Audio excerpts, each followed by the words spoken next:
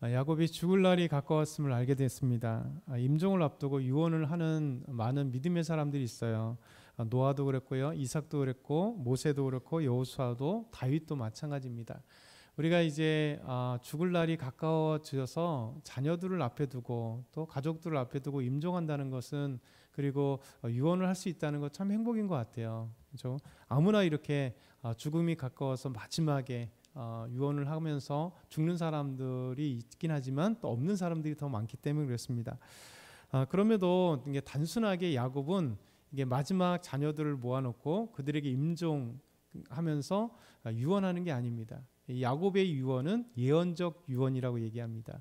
그러니까 미래의 일들을 그가 이루어질 일들에 대해서 분명히 유언이긴 유언인데 하나님이 하실 일들, 구원의 역사들, 이걸 구속사적 유언이라 이렇게 신학적으로 표현하는데요. 그가 12아들을 모아놓고 이제 그들이 미래에 대한 이야기, 특별히 가나안의 정착과 정복, 또 영광스러운 미래에 대한 이야기들을 마지막 유언으로 하고 있습니다. 그게 1절의 말씀이에요. 이렇게 1절은 얘기합니다. 야곱이 그 아들들을 불러 이르되 너희는 모이라. 너희가 후일에 당할 일을 내가 너희에게 이르리라. 그러니까 후일에 당할 일을 너희에게 이르리라.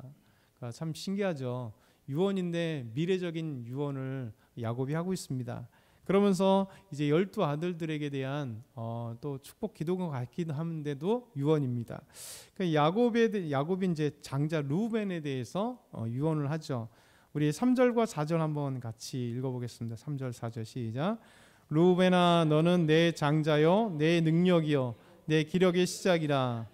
위풍이 월등하고 권능이 탁월하다마는 물의 끓음 같았은즉 너는 탁월하지 못하리니 내가 아버지의 침상에 올라 더럽혔음이라. 그가 내 침상에 올랐었도다. 아멘. 유언이긴 한데 이 유언의 내용을 보면 다 12아들에게 축복의 유언이 아니에요. 그들의 현실에 대해서 때로는 저주하고 있는 말씀들이 참 많은데, 오늘 루벤에 대해서 첫째 아들이잖아요. 루벤은 장자입니다. 근데 장자였던 루벤이 장자권이 상실돼요. 그 이유가 있었던 것이죠. 루벤은 야곱이 이야기하기를 너는 내 장자야. 그리고 내 능력이라. 내 기력의 시작이라. 그리고 위풍이 월등하고 권능이 탁월했지만 이렇게 얘기합니다. 이 루벤에 대한 기대감이 얼마나 컸겠어요. 레아의 아들, 첫째 아들, 그리고 자신의 첫째 아들 루벤을 향하여서 비록 뭐 아내 레아는 그렇게 사랑하지 않았을지 모르지만 어쨌든 간에 자기의 첫째 아들에 대한 보이지 않는 사랑은 있었을 거잖아요. 그러니까 내 장자요, 내 능력이요, 내 기력의 시작이고 위풍이 월등하고 권능이 탁월했다 이렇게 얘기합니다. 근데 이 모든 것이 상실되었어요. 그 상실된 이야기가 뭐냐면 물의 끓음 같았다. 비유적인 거죠. 그러니까 정욕이 불타올랐던 거예요. 이 성적인 것이 확 올라서 그가 하나님 앞에 죄를 범하고 아버지에게 죄를 범한 것이죠. 너는 탁월하지 못하리니 내 아버지의 침상에 더럽혔다. 이 얘기를 하는 겁니다. 이 르우벤은 이렇게 정말 아버지에게 위풍이 당당하고 시작이고 대단했지만 결국 그 아버지 야곱의 첫 비라와 동침하게 되잖아요. 그래서 결국 아버지의 침상을 더럽힘으로 지금까지 아버지의 마음 가운데 아픔인 거죠. 저 꽤 오랜 시간이 지났잖아요. 그런데도 지금 이제 마지막 유언할 때 이 기억을 꺼집어내면서 내가 이렇게 장자기도 하고 능력이 탁월하기도 하고 내 능력이고 기력이 시작하고 그렇지만 이제 너는 그렇게 탁월하지 못할 것이다 이렇게 말씀하고 있습니다. 그래서 야곱의 유언에서 좋게 시작했다가 루벤은 그 모든 능력이 상실되고 이제 장자권이 상실돼요. 성경에 장자권 상실된 창세기 많잖아요. 마찬가지로 루벤도 장자로 태어났으나 그 장자권이 상실돼 버립니다. 그리고 두 번째는 이제 시몬과 레위에 대해서 또 유언을 합니다. 우리 5절과 7절, 우리 5절부터 7절 같이 읽겠습니다. 시몬과 레위는 형제여 그들의 칼은 폭력의 도로다. 내 오나 그들의 모의에 상관하지 말지어다. 내 영광아 그들의 집회에 참여하지 말지어다. 그들이 그들의 분노대로 사람을 죽이고 그들의 혈기대로 소의 발목 힘줄을 끊었음이로다. 그 노여움이 혹독하니 저주를 받을 것이요 분기가 맹렬하니 저주를 받을 것이라. 내가 그들을 야곱 중에서 나누며 이스라엘 중에서 흩트리로다. 아멘. 기대하는 거는 마지막 유언은 축복하는 유언이 돼야 되잖아요. 근데 참 야곱은 하여튼 독특한 삶을 살았습니다. 그리고 이해할 수 없는 이 예언적 유언을 해요. 르브엔은 또 이게 장자라지만 결국 자기의 침상을 더럽혔기 때문에 빌라와 이런 어떤 동침하는 문제 때문에 저주를 받게 되고, 두 번째 이제 시몬과 레이도 마찬가지입니다. 그들은 칼은 폭력의 도구다 이렇게 얘기해요. 그들의 집회에 참여하지 말고 그들의 분노대로 그들이 사람을 죽였고 그들의 혈기대로 소의 발목을 힘줄을 끊었기 때문에 그들의 노임이 혹독하고 저주를 받을 거다. 분기가 맹렬하니 저주를 받을 거다. 이스라엘 중에서 흩트리로다. 참 마지막 유언이라고 하기는 너무나 저주스러운 이 유언을 시몬과 레이에게 하고 있죠. 왜 이렇게 얘기하는가? 이게 이제 창세기 34장의 사건 때문에 그렇습니다. 이스라엘과 온 가족들이 저 삼촌 라반의 집에서 떠나와서 이제 세겜에 딱 도착했을 때 야곱의 딸 디나가 저 세겜을 구경하러 나갔다가 세겜의 하몰의 아들 세겜에 의해서 추장에 의해서 이제 강간을 당하잖아요. 그로 인해서 이제 아버지 야곱은 영적인 권위도 없고 자식들에 대한 권위도 없었다 그랬잖아요. 가서 그냥 바로 분명히 종들이 있고 가서 안 되면 딸이 지금 겁탈을 당해 저렇게 수치인데 아버지 입장이라면 그냥 종들을 엄청 들고 와서 다 죽여버릴 거예요. 전쟁을 할 거예요. 왜냐하면 야곱은 분명히 12아들만 있는 게 아니라 저 11명의 아들이 있었죠. 나중에 가다가 이제 마지막 루벤은 난 거기 때문에 결국 이제 베냐민을 낳은 거기 때문에 어찌됐든 그래도 많은 종들이 있었습니다. 그러면 아버지 입장에서 그래야 했을 텐데 그 사건에서 영적 무기력이 보여졌던 것을 우리는 기억합니다. 그때 이제 자식들이 돌아왔을 때 형제들을 이 분노에 휩싸여서 자기 여동생 디나가 이 못된 짓을 당했기 때문에 형제들에게 분노해서 데리고 가서 그들과 약조를 하고 할례를 행할 것을 약속하고 그들을 그냥 몽땅 죽였던 사람들이 누구냐면 시몬과 레이예요. 이 시몬과 레이가 가족 중에서 막 얘기합니다. 그래서 이제 창세기 34장에 있는 그 하몰과 그 하몰의 아들 추장 세겜과 그 종족들을 다 죽여버렸다는 거죠. 그런데 신기하게 그렇게 죽이면 어떻게 됩니까? 내 딸, 너희 여동생의 그 원수를 잘 갚았다. 사실 야곱이 그렇게 얘기를 했어야 되는데 오히려 너희들이 나에게 엄청난 해를 끼쳤다 이렇게 얘기를 하잖아요.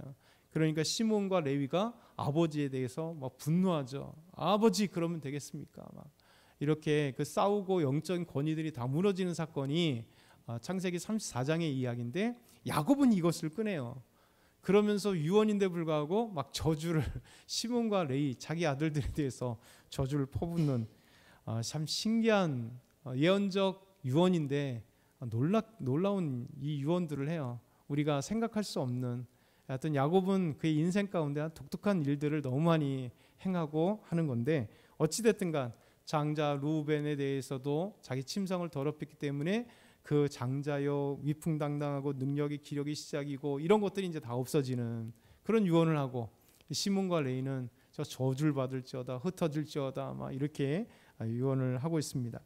그리고 마지막 오늘 말씀 마지막에는 유다에 대해서 유언을 합니다. 근데 유다에 대해서 유언할 때는 또 놀라운 일이 벌어져요.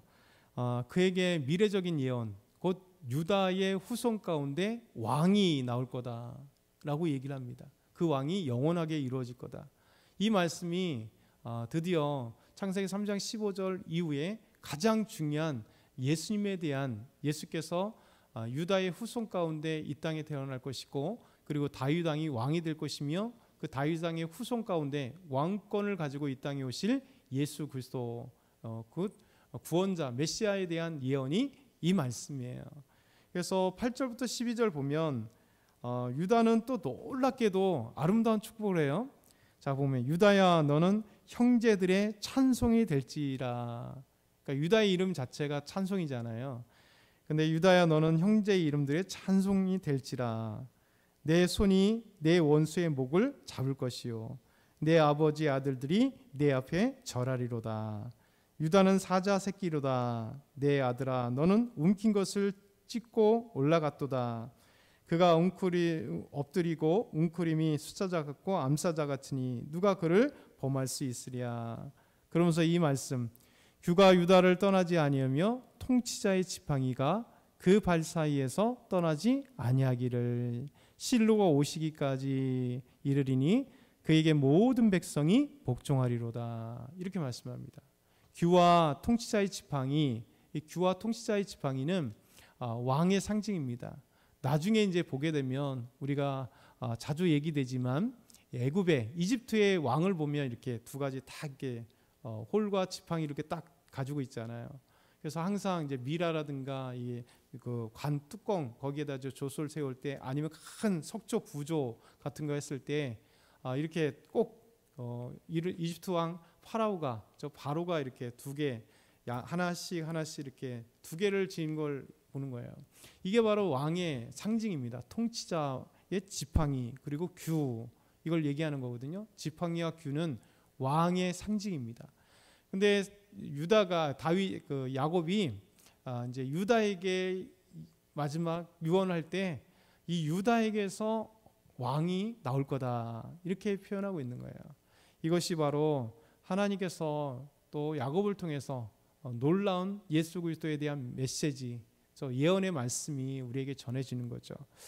오늘은 이제 이 야곱의 마지막 예언적 유언을 이야기하고 있습니다. 그러면서 우리가 생각해 보는 것이 참 특이하다. 계속 얘기되는 것처럼 어떻게 이렇게 아름다운 축복의 메시지를 유언으로 남기는 게 아니라 그들의 죄에 대해서 그들의 잘못된 것에 대해서 다시 마지막으로 들춰내면서 저주를 퍼붓고 그래 하는 것들. 유다에게서는 또 놀랍게도 규와 통치자의 지팡이가 너에게서 나올 것이다 라고 하는 또 하나의 놀라운 메시지를 이렇게 전하는지 이거는 우리는 알 수 없지만 하나님께서 야곱을 통하여 행하시는 놀라운 일들을 우리에게 보여주고 있습니다.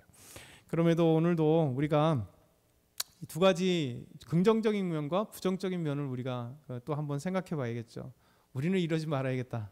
야곱을 어제 읽으면서 야곱처럼 왜 자식들에게 유언을 하는데 이렇게 저주를 퍼붓는지 야곱을 이해할 수 없다 개인적으로 생각하면서도 그러면서 또 유다를 통해서는 놀라운 미래적인 하나님이 그거 어떻게 알겠어요? 미래에 있을 일인데. 왜냐하면 그 이후에 거의 약 1000년 후에 다윗이 그의 자식 가운데 왕위가 그의 다윗에게 나타나는 건데 어떻게 이래 할 수 있을까? 하나님을 통해 야곱에게 미래적인 유언이 있게 되는 거죠. 하나님은 모든 것을 알고 계시고 그것을 통하여 일하신다. 그래서 저와 여러분이 우리가 하나님께서 우리를 통하여 일하실 것을 기대하고 하나님이 함께 하시는 그 놀라운 일들을 우리가 생각하면서 긍정적인 면과 부정적인 면들을 또 우리에게 적용하면서 나는 나쁜 거는 그러지 말아야겠다. 좋은 것은 하나님 저를 통하여 놀라운 일이 벌어지길 소망합니다. 라고 하는 아름다운 믿음으로 나아가길 소망합니다.